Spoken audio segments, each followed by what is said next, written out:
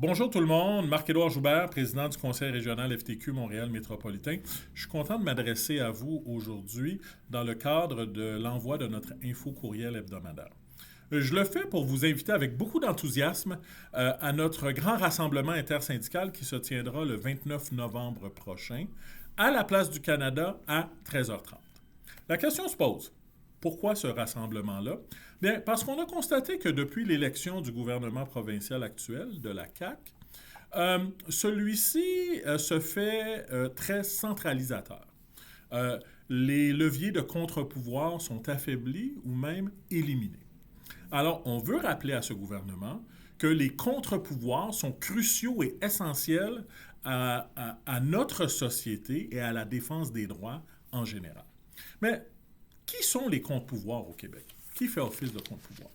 Ben, on peut penser tout d'abord aux institutions démocratiques, l'Assemblée nationale, les partis d'opposition notamment, les commissions parlementaires où des citoyens et des experts viennent s'exprimer, le pouvoir judiciaire, les tribunaux qui viennent parfois infirmer certaines décisions du législateur, les médias, l'opinion publique, le journalisme d'enquête, les mobilisations citoyennes, les organismes indépendants, protecteurs du citoyen, commissaires à l'éthique, par exemple, et, bien entendu, les syndicats et les groupes de pression. Les syndicats sont là, bien sûr, pour défendre avant tout les droits des travailleurs et des travailleuses, mais également pour défendre les services publics et la bonification de ceux-ci.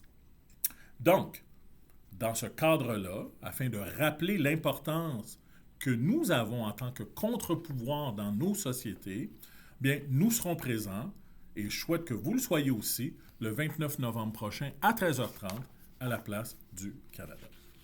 Le deuxième bref message que je veux faire, c'est un message de solidarité et de soutien à l'ensemble des travailleurs et des travailleuses de la Société de transport de Montréal qui sont en égo depuis plusieurs mois maintenant et à qui on vient d'annoncer en pleine période de négociation une coupure de poste de 300 postes.